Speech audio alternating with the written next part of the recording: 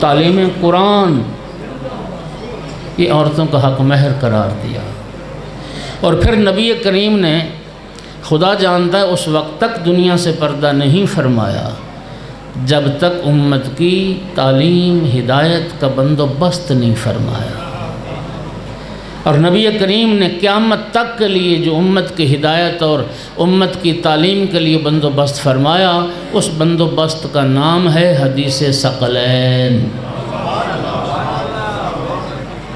انی تارک فیکم الثقلین کتاب اللہ و عطرتی اہل بیتی، میں دو چیزیں چھوڑ کے جا رہا ہوں، اللہ کی کتاب اور اپنی عطرت جو میری اہل بیت ہے۔ توجہ فرمائیے گا۔ اور میرے بھائیو، رسول اللہ نے امت کی ہدایت کے لیے قرآن اور اہل بیت کو چھوڑا ہے، قرآن اور اصحاب کو نہیں چھوڑا۔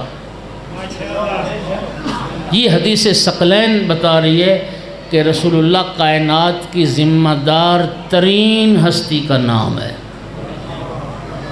وہ رسول جو فرماتے تھے ما اوذی نبی قط کما اوذیت، کسی نبی کو اتنی اذیت نہیں دی گئی جتنی اذیت مجھے پہنچائی گئی۔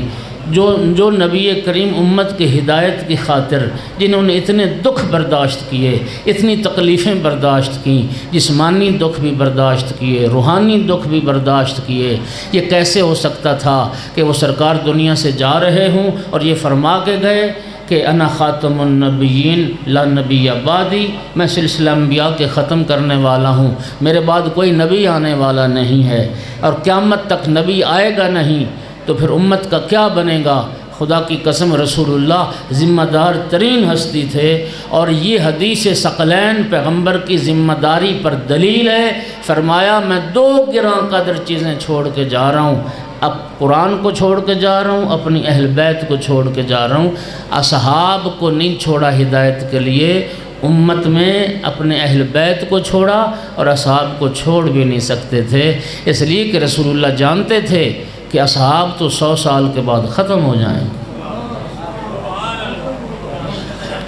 آپ پڑھ لیں، صحابیت کا دور زیادہ سے زیادہ وہ 100 سال رہا، پیغمبر گرامی کے 100 سال کے بعد آخری صحابی بھی دنیا سے رخصت ہو گیا، لہٰذا ہدایت کے لیے صحابہ کو نہیں چھوڑا، ہدایت کے لیے اس اہل بیت کو چھوڑا، قیامت بھی جس کے انتظار میں رکی ہوئی۔ صلوات پڑھ دو محمد و آل محمد۔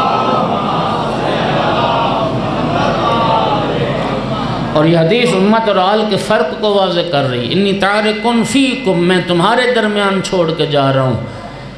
اس کا معنی کیا ہوا؟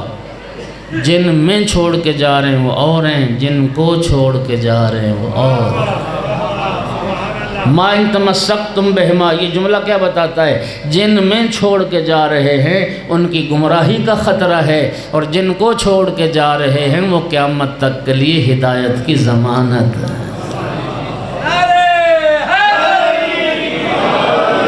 ہدایت کا بندوبست بھی، علم کا بندوبست کی۔ اس سے آگے ایک جملہ جو غالباً نہیں پڑھا جاتا کافی شریف میں جہاں حدیث ہے، فرمایا تعلموہم ولا تعلموہم فإنہم اعلم منکم، میرے اہل بیت سے علم لینا، میرے اہل بیت سے سیکھنا، میرے اہل بیت کو پڑھانے کی کوشش نہ کرنا، وہ تم سے زیادہ علم رکھنے والے ہیں۔ صلوات پڑھ دو محمد و آل۔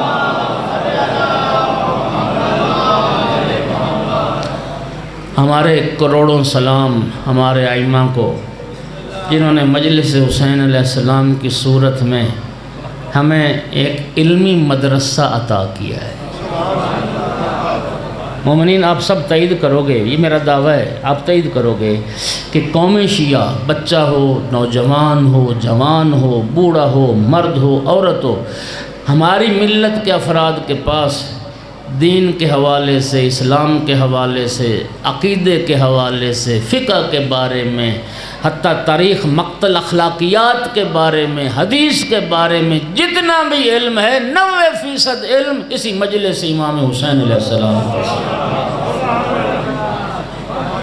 ایسا ہے یا نہیں؟ یہ ائمہ نے علمی مدرسہ کھول دیا مولا حسین کے نام پر۔ مومنین کرام، علم عزت ہے، علم شرف ہے۔ کیا تعبیر ہے مولا علی علیہ السلام کی لطف لینا۔ فرماتے ہیں کہ العلم نور، علم نور ہے۔ اگلا جملہ بڑا خوبصورت ہے، کسی اہل علم نے کہا علم ایسا نور ہے سورج بھی جس کے مقابلے میں تاریک نظر آئے، اور جہالت ایسی تاریکی ہے سیاہ تاریک رات بھی جس کے مقابلے میں روشن نظر آئے۔ پھر یہ تعبیر دیکھیے، مولا میر فرماتے ہیں العلم حیات والجہل ممات، علم زندگی ہے جہالت موت ہے۔ ہمارے تمہارے نزدیک زندگی اور موت کا میزان الگ ہے، مولا علی علیہ السلام کی نگاہ میں زندگی اور موت کا میزان الگ ہے۔ ہم اس کو زندہ سمجھتے ہیں جس کی نبض چل رہی ہو، دل دھڑک رہا ہو، سانس کا سلسلہ جاری ہو۔ نبض رک گئی، دل کی دھڑکن خاموش ہو گئی، سلسلہ سانس منقطع ہو گیا، ہم نے کہا یہ مر گیا۔ آو آقا امیر المومنین علیہ السلام کی بارگاہ میں چلتے ہیں، آقا آپ کی نگاہ میں زندہ کون ہے اور مردہ کون؟ تو مولا فرماتے ہیں نہج البلاغہ الناس موتا و اہل العلم احیاء، فرماتے ہیں علی کی نگاہ میں سب لوگ مردہ ہیں، صرف علم والے زندہ ہیں۔ اس سے بڑھ کر ایک جملہ فرمایا العالم حی و ان کان میتا والجاہل میت و ان کان حیا، فرمایا عالم مر کے بھی زندہ ہے، جاہل زندگی کے باوجود مردہ ہے۔ عالم کو مردہ نہ سمجھو، جاہل کو زندہ نہ سمجھو، ایک چلتی پھرتی لاش ہے، اس کے علاوہ کچھ نہیں۔ اچھا یہاں روک کر میں ایک بات کرنے لگا ہوں، یہ جو میں نے حدیث ثقلین سے آغاز کیا، الحمدللہ اہل سنت کے ہاں بھی انہی لفظوں کے ساتھ موجود ہے، صرف ایک حدیث ہے سلسلہ روات، صرف ایک ہے وہ کہ جس میں کہا کہ پیغمبر نے فرمایا انی تارک فیکم الثقلین کتاب اللہ و سنتی، میں دو چیزیں چھوڑ کے جا رہا ہوں، ایک اللہ کی کتاب، دوسری میری سنت، کتاب خدا اور سنت، میری سنت سے متمسک رہو۔ میں مان لیتا ہوں کہ رسول اللہ نے سنت کو چھوڑا، اب سوال یہ پیدا ہوتا ہے کہ رسول اللہ کے بعد ہمیں کون بتائے کہ رسول کی سنت کیا ہے؟ پیغمبر کے بعد ہم پیغمبر کی سنت کس سے پوچھیں؟ سنو شیعہ سنی بھائی سارے سنو، حوالوں کا ڈھیر لگا دوں گا۔ ام المومنین حضرت عائشہ سے روایت ہے، اہل سنت علماء نے نقل کیا، بی بی فرماتی تھیں علی اعلم الناس بالسنہ، ام المومنین عائشہ کہتی ہیں رسول اللہ کی سنت کا سب سے بڑا عالم علی ابن ابی طالب۔ سنیے کیا فرمایا؟ رسول اللہ کی سنت کو سب سے بہتر، سب سے زیادہ جاننے والے مولا علی علیہ السلام، علی سب سے بہتر پیغمبر کی سنت کو جانتے ہیں۔ تو میرا بھائی جب مولا علی سب سے بہتر سنت کو جانتے ہیں، یہ بی بی کا فرمان بالکل ٹھیک ہے۔ جب بات سنت کی ہوتی ہے نا، سنت میں کردار بھی آتا ہے، سنت میں گفتار بھی آتی ہے، سنت میں رفتار بھی آتی ہے، سنت میں پندار بھی آتی ہے، عمل، طریقہ، گفتگو اور سوچ، عقیدہ، فکر، غور کیجیے۔ تو میرا بھائی کسی انسان کا طور طریقہ، عمل، سوچ، فکر وہ بندہ سب سے بہتر جانتا ہوتا ہے نا جس نے سب سے زیادہ وقت کسی کے ساتھ گزارا ہو۔ اور میرے بھائیوں مولا علی اس لیے پیغمبر کی سنت کو سب سے بہتر جانتے ہیں، اس لیے کہ جتنا وقت مولا علی علیہ السلام نے رسول اللہ کے ساتھ گزارا کائنات میں کسی دوسرے بشر نے نہیں گزارا، اور مولا علی علیہ السلام نے کتنا وقت گزارا پیغمبر کے ساتھ، دو جملوں میں کہنے لگا ہوں۔ مولا علی علیہ السلام کی آنکھیں کھلنے سے لے کر رسول اللہ کی آنکھیں بند ہونے تک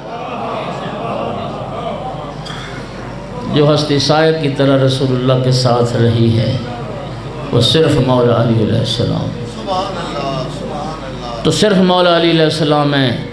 تو میرے بھائیوں ہم نے مولا علی کا دامن اس لیے تو پکڑا ہے عربی میں امام کہتے ہیں آگے آگے چلنے والے کو، شیعہ کہتے ہیں پیچھے پیچھے چلنے والے کو۔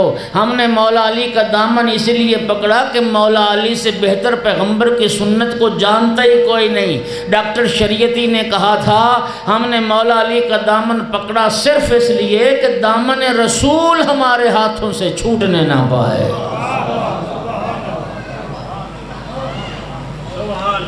دامن رسول ہمارے ہاتھوں سے، اس لیے تو ڈاکٹر تیجانی سماوی نے، یہ مستبصر ہوئے، اہل سنت عالم تھے، بعد میں مذہب اہل بیت کو قبول کیا اور انہوں نے بہت ساری کتابیں بھی لکھی۔ ان کی کتاب کا نام ہے اشیعتہم اہل السنہ۔ ان کا دعویٰ ہے، وہ کہتے ہیں کہ اصل میں حقیقت میں اہل سنت شیعہ حضرات ہیں، شیعہ ہی اہل سنت ہے، اصل میں شیعہ پیروی مولا علی کی کرتے ہیں۔ مولا علی علیہ السلام پیغمبر کی سنت کے سب سے بڑے عالم ہیں، تو مولا علی کی پیروی یعنی اتباع سنت رسول۔ تو میرے جتنے شیعہ سنی بھائی بیٹھے ہو، بالخصوص اہل سنت بھائی، جب ام المومنین کہہ رہی ہیں کہ پیغمبر کی سنت طور طریقہ سب سے بہتر مولا علی جانتے ہیں، تو پھر مولا علی سے پوچھو نا رسول اللہ نماز کیسے پڑھتے تھے؟ صلوات پڑھ دو محمد و آل محمد۔ اہل سنت بھائیوں کے لمحہ فکریہ چھوڑ رہا ہوں۔ امام بخاری نے لکھا اپنی صحیح میں، امام مسلم نے لکھا اپنی صحیح میں، دونوں کتابوں میں دو روایتیں ہیں، اگر نہ ہوں تو میں مجرم ہوں آپ کا۔ ایک عمران بن حسین صحابی رسول گزرے، حسین سین کے ساتھ نہیں، سواد کے ساتھ۔ یہ وہ صحابی ہیں جنہوں نے رسول اللہ کی اقتداء میں نمازیں پڑھی ہیں۔ عمران ابن حسین کہتے ہیں جنگ جمل کے موقع پر مولا علی علیہ السلام جب بصرہ تشریف لائے، مولا علی علیہ السلام نے نماز پڑھائی، جماعت کروائی، اور ہم نے مولا علی کی اقتداء میں نماز پڑھی۔